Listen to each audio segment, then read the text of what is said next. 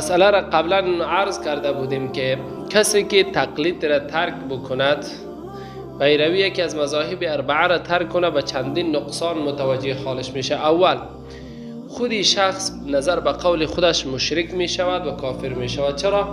کسی که تقلید کند، تقلید قبول قول غیر را می گوید. این شخص خودش تقلید می کند. چرا؟ وقتی که از یک عالمی غیر مقلد که همراه می شود، برش امر می کند که اینی ممری را بگی، اینی تلفن را بگی، اینی صوتی های مرا بشنو. وقتی که صوتی های از او را از اول تا با آخر شنید، با آن عمل کرد و قول از او را قبول کرد، قبول کردن قول غیر شد و سخن خودش که تقلید کردن که قبول قول غیر را که او شرک و کفر میدانست خودش دین میوره. اول نقصان. دوم نقصان عمدهش این است که خودش پدر و مادر خود را که دردمند پدر و مادرش چقدر به این خدمت کرده، چقدر به این کمک کرده، او را مشرک میگوید. چرا؟ به خاطر که پدر و مادرش به عقیده ای که کثیفی که پیدا کرده به عقیده نیست. آنها به عقیده اهل سنت بوده و آنها مقلد بوده و آبا و اجدادش الی آخره مقلد بوده و به تقلید عمر را تیر کرده. بنابر آن دومین کاری که میشه آن دردمند پدر و مادر که عمر خود را به اسلام تیر کرد، عمر خود را به خدمت اسلام تیر کرد، او را لقب و تاپه کفر میزند. و امرای امینها به امرای یکش مواجه هم شدیم. آنها آن آیه را دلیل میگیره که به شأن کفار نازل است و آنها را میگوید که وقتی که ابراهیم علیه السلام با کفار گفت، آنها گفتند که ما پارای پدر و اجداد خود را تعقیب میکنیم، یعنی کافر را، این وجدنا آباءنا، یعنی ما به یافتیم پدرای خود را به بت پرستی. بله، یک پدر مشرک و یک پدر کافر است، یک پدر مسلمان است. با پدر مسلمان را تقلیدش را کردن و از راهش رفتن و عقیدهش را تعقیب کردن، این بزرگترین نعمت الهی است و بزرگترین یعنی یک کار خوبی است. چنانچه حضرت یوسف علیه السلام افتخار میکنه، میگه واتبعت ملت آبائی ابراهیم و اسحاق و یعقوب. سوره یوسف آیه هست. یعنی اتباع پدر و مادر نیک، اینها یعنی کار خلاف شرع نیست که مثل که اینها میگویند. البته در عقیده خودشان دردمند پدر و مادری که به این خدمت کرده او را تاپه این و آن میلگانه. دوم نقصان. سیوم که از خودش حرامی می شود به این فتواهش. چه قسم حرامی به این می شود که وقتی که پدر و مادر خود را ای آدم مشرک دانست، خودش از نطفه پلید آمده. چرا؟ نکاح پدر و مادر کافر خود درست نمی شود، از همین نطفه پیدا شده. وقتی که از این نطفه پیدا شده، از این معلوم می شود که این شخص خودش حرامی شد و نکاح پدر و مادرش درست نبوده. امی است که میگوید دعول فقهای ما و شما از پشتی ولد و زنا نماز خواندن مکروه است. نکاح پدر و مادرش غلط بود نظر به فتوای خودش. سیوم نقصان.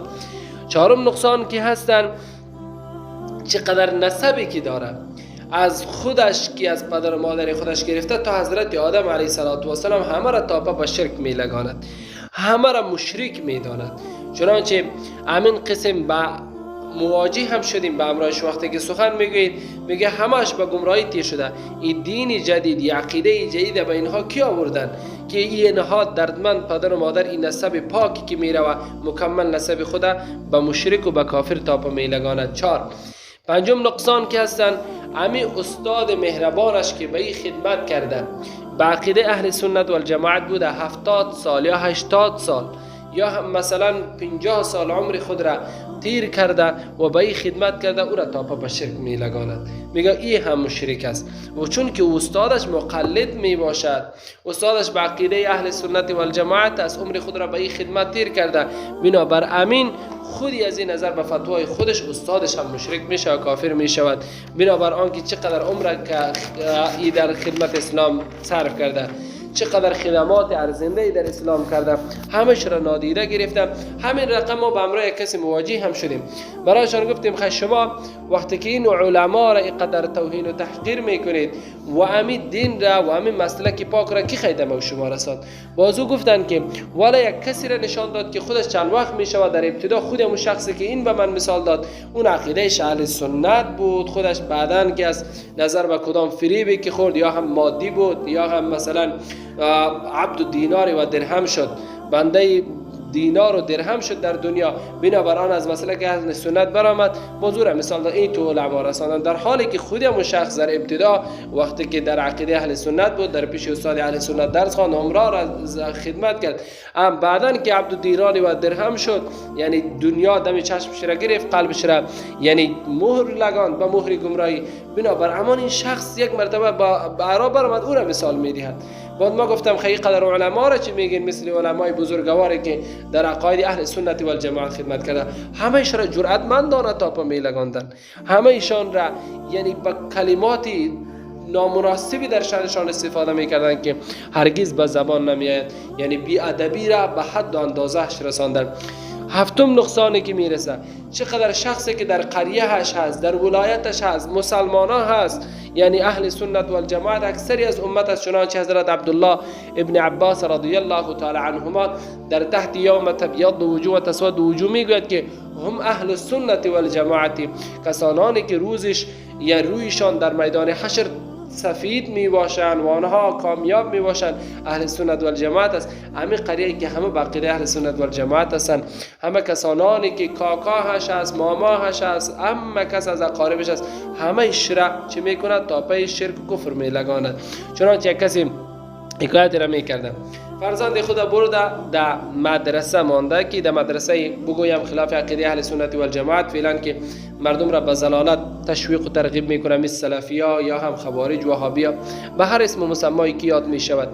میگه بعد از اینکه طفل خود را چقدر خرچه کرده در اوجا برده مانده و بچه که از مدرسه میاد به طرف پدر نگاه میکند، اما یک چیم خود را محکم میگیرد، به یک چیم دیگر کم کم به طرف پدر نظر میاندازد.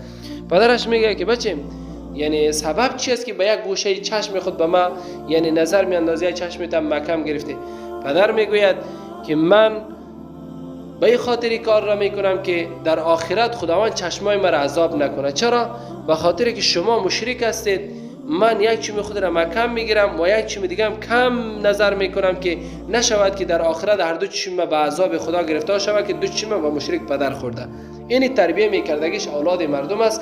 اینی تو یک بیادب و اینی رقم یک بیبندوبار در مقابل دین اسلام تربیه میکنن کردن. و هشتم از نقصانه که خیلی خطرناک است، اینها خودشان به این کلمات یعنی توهین آمیزشان و این کلماتی که همه و همه به خودشان برمیخورد و از علائم بزرگ قیامت هستند. چرا؟